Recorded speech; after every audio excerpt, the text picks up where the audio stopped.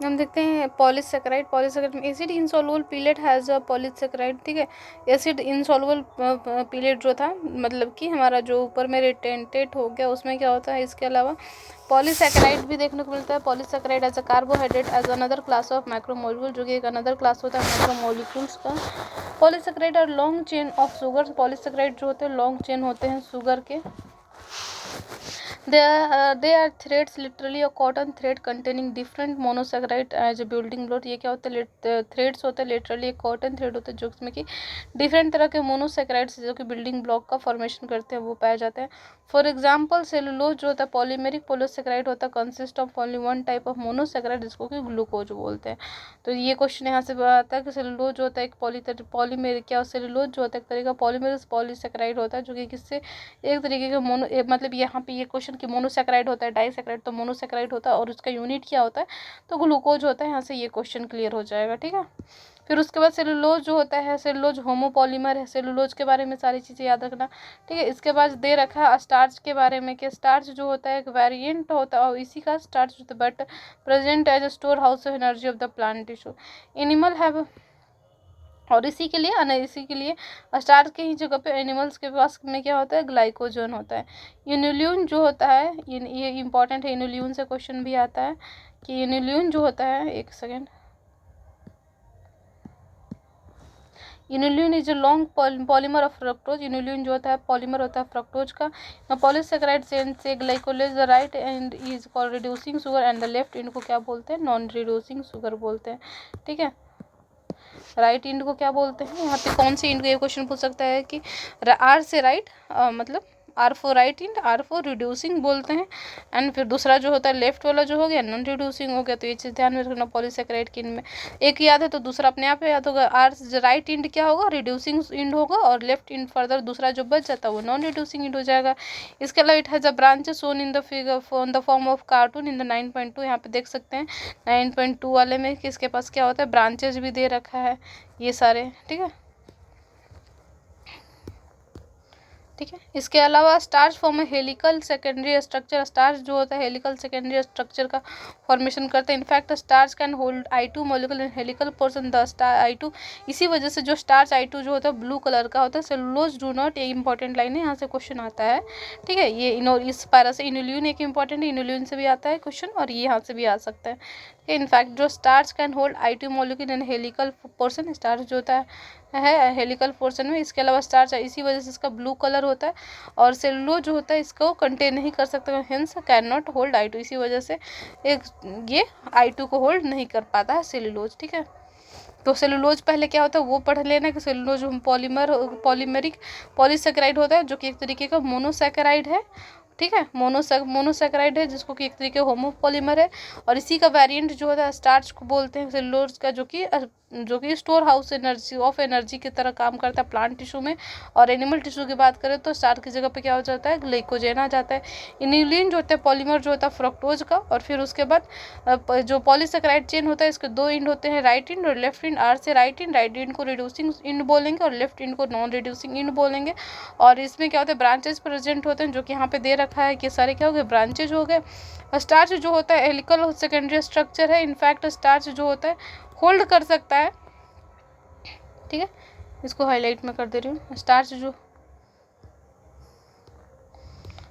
जो होता है हेलिकल स्ट्रक्चर, क्या स्टार्च जो होता है हेलिकल वो स्ट्रक्चर होता है, सेकेंडरी स्ट्रक्चर इनफैक्ट कर सकता है, I2 को होल्ड कर सकता है। इसी वजह से इसका जो कलर होता है ब्लू कलर में होता है। वही सेलुलोज जो होता है कॉम्प्लेक्स सेलिसस नहीं होता, इस वजह से कैन नॉट होल्ड I2, ठीक है। ये डायग्रामेट्रिक स्ट्रक्चर भी हो गया।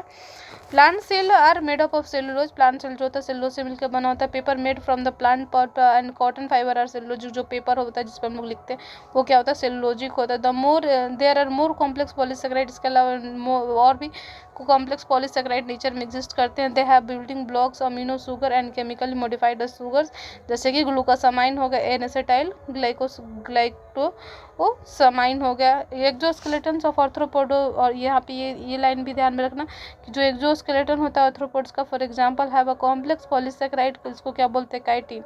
ये क्या होता है, कॉम्प्लेक्स पॉलीसेकेराइड होता है। और दिस कॉम्प्लेक्स पॉलीसेकेराइड मोस्टली, और ये जो कॉम्प्लेक्स पॉलीसेकेराइड होते हैं मोस्टली क्या होते हैं, होमोपॉलीमर होमोपॉलीमर होते हैं। तो तुमको ध्यान में ये जरूर देखना है कि कौन होमोपॉलीमर हेटेरोपॉलीमर, वहाँ पे स्टेटमेंट में क्या दे रखा है। अगर स्टेटमेंट बेस्ड है क्वेश्चन है, होता है ना, क्या आता है ना क्वेश्चन की 5-6 स्टेटमेंट दिए रखेंगे, उसमें पूछेगा कि कौन सा स्टेटमेंट करेक्ट है, कौन इनकरेक्ट है। तो यहाँ पे ये सारी चीज़ें, ये वर्ड होमोपॉलीमर दे रखा है, यहाँ पे मोस्टली देख रहा है, ये सारी चीज़ें ही ध्यान में देनी होती है। 9.6 nucleic acid. The other type of macromolecule that one would find in the acid insoluble fraction of any living tissue is nucleic acid. Another जो हम लोग acid insoluble fraction में देखेंगे तो वो क्या होगा, न्यूक्लिक एसिड होगा। These are polynucleotides, ये एक तरीके का polynucleotides होता है। Together with polysaccharide and polypeptides, these comprise the true macromolecular fraction of any living tissue or the cell. Polysaccharides के साथ और पॉलीपेप्टाइड के साथ ये क्या बनते हैं, टोटल ट्रू माइक्रोमोलिकुलर फंक्शन और किसी लिविंग टिश्यू और सेल का फॉर्मेशन करते हैं। For nucleic acid the building block is nucleotide. Nucleic acid के लिए जो बिल्डिंग ब्लॉक जो होता है वो न्यूक्लियोटाइड होता है। और nucleotide has 3 chemical distinct component, जो कि हम लोग पढ़ चुके हैं क्या क्या, नाइट्रोजनस बेस, सुगर और फॉस्फेट ग्रुप होता है। One is heterocyclic compound and second is monosaccharide and the third is phosphoric. वही चीज़ यहाँ पे दे रखा है, या फिर फॉस्फेट ग्रुप दे रखा है। As you notice in figure 9 point, the heterocyclic compound in a nucleic acid are the nitrogenous base. जो हम लोग स्टार्टिंग में फर्स्ट पेज पे पढ़े थे, ठीक है, यहाँ पे देख सकते हो हेट्रोसाइक्लिक कंपाउंड। ये क्या हो गया, हेट्रोसाइक्लिक कंपाउंड जो हो गए नाइट्रोजनस बेसेस थे, ठीक है, वही चीज़ वहाँ पे दे रखा है। कहाँ गया, ठीक है, वो क्या होगा, नाइट्रोजन बेसिस, जिसको कि adenine, guanine, uracil, cytosine, thymine हो गया। Adenine guanine are the substituted purines. AG जो हो गया, ये क्या हो गया, प्यूरिन्स होता है। एंड रेस्ट सब्स्टिट्यूटेड जो होते हैं पैरामिडिन्स हो गए, जैसे कि थाइमिडिन, साइटोसिन, यूरासिल, ये सब क्या होगा, पैरामिडिन्स। और the skeletal heterocyclic ring is called purine and pyrimidine respective. जो हेट्रोसाइक्लिक रिंग का जो स्ट्रक्चर होता है उनको क्या बोलते हैं, प्यूरिन और पैरामिडिन रिस्पेक्टिवली बोलते हैं। The sugar found in polynucleotides are either ribose, या तो जो सुगर होता है राइबोज जो कि मोनोसैकेराइड पेंटोज होता है, या फिर 2-डीऑक्सीराइबोज, मतलब या तो राइबोज शुगर होता है या फिर डीऑक्सीराइबोज शुगर, यही 2 तरीके का शुगर ही होता है। न्यूक्लिक एसिड कंटेनिंग डीऑक्सीराइबोज जिसमें होता है उसको डीएनए बोलते हैं, डीऑक्सीराइबोज न्यूक्लिक एसिड। अगर वहीं पे कंटेन करता है राइबोज शुगर तो उसको बोलते हैं राइबो न्यूक्लिक एसिड, ठीक है। ये सारा उसका बेसिक है, ये सब क्लियर रहेगा तो मोलिकुलर बेसिस जो होता है वो बहुत ईजिली समझ में आता है। 9.7 स्ट्रक्चर ऑफ प्रोटीन, ठीक है, यहाँ पे देखते हैं structure of protein.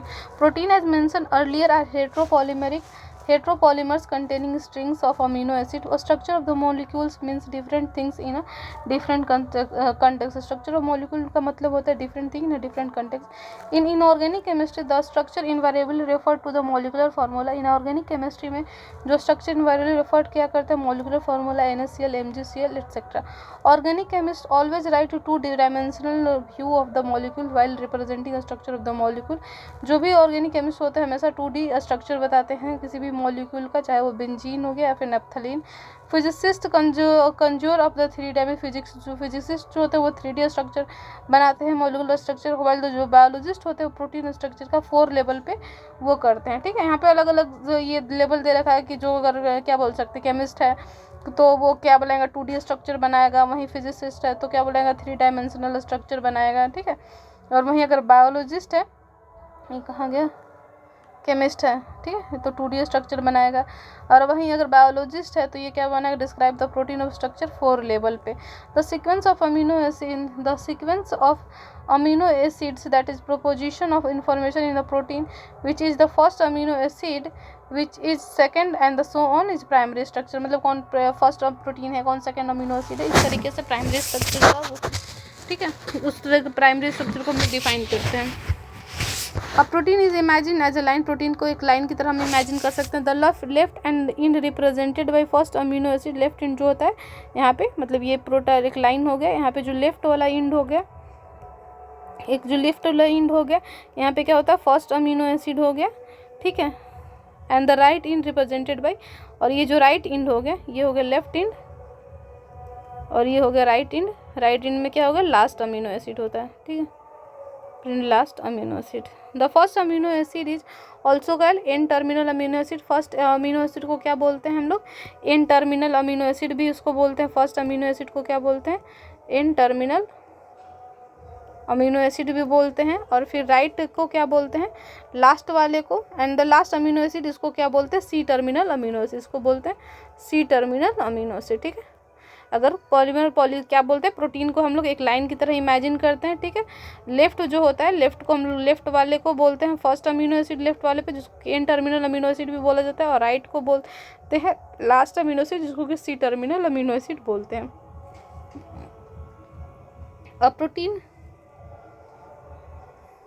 A protein thread does not exist throughout as the extended rigid or rod। ये मतलब जैसे ऐसा नहीं है कि पूरा एक्सटेंडेड जो रॉड जो होता है लोहे का उस तरीके से एक्सटेंडेड होता है। ये जो थ्रेड होता है folded in the form of helix, helix के फॉर्म में ये जो थ्रेड होता है वो फोल्डेड होता है, ठीक है। The thread is folded in the form of helix similar as resolving staircase, जिस तरीके से स्टेयरकेस को हम रिजॉल्व कर रहे हैं। Of course only some portions of the protein thread are arrange in the form of helix. कुछ जो पोर्शन होता है हेलिक्स में अरेंज होता है। In proteins only right handed helices are ये ऑब्जर्व, मतलब कि जो घुमा हुआ होता है हेलिसेस जो होते हैं वो राइट हैंडेड फैशन में ही होते हैं, सिर्फ ये चीज़ ध्यान में रखना। In protein only right handed helices are observe. Other regions are folded, जो अदर रीजन्स होते हैं क्या होते हैं, प्रोटीन में thread are folded into form of such a structure is called secondary structure. Other structure जो फोल्डेड होते हैं उनको क्या बोलते हैं, सेकेंडरी स्ट्रक्चर बोलते हैं, जो कि फिगर 9.3b में दे रखा है। 9.3b ये वाला, ये जो स्ट्रक्चर है इसको क्या बोलते हैं, सेकेंडरी स्ट्रक्चर, जो कि अदर फॉर्म ये फोल्डेड होता है। ये पहला तो ये हो गया, सॉरी ये हो गया ना सेकेंडरी हेलिक्स, जो हेलिक्स में अल्फा हेलिक्स में ये दे रखा है। और ये जो प्राइमरी हो गया पहला, जो कि लाइन के फॉर्म में था, जो कि हम लोग लेफ्ट पढ़े थे। लेफ्ट को एन टर्मिनल और इसको राइट को क्या बोलते हैं, लास्ट अमीनो एसिड यहाँ पे होता है, और जो जिसको कि क्या बोलते हैं, सी टर्मिनल बोल रहा था। और ये होगा सेकेंड बी, जो कि क्या हो गया, सेकेंडरी स्ट्रक्चर हो गया, जो कि फोल्डेड होता है इन the form of helices. In addition, the long protein chain also folded upon itself like a hollow woolen ball। जैसे hollow बॉल की तरह भी होता है, जिसको कि बोलते हैं टर्शियरी स्ट्रक्चर। ये क्या हो गया, hollow woolen बॉल की तरह भी होता है, जिसको कि बोलते हैं हम लोग tertiary structure. hollow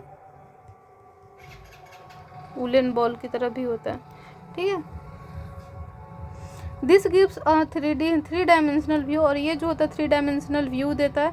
tertiary structure absolutely necessary for the many biological activities two of the protein.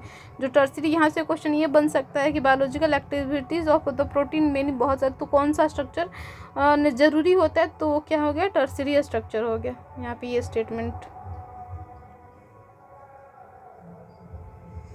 Some proteins are some protein assembly more than one type of or the subunit. कुछ protein जो होते हैं assembly होते हैं more than एक तरह से ज़्यादा सब यूनिट से।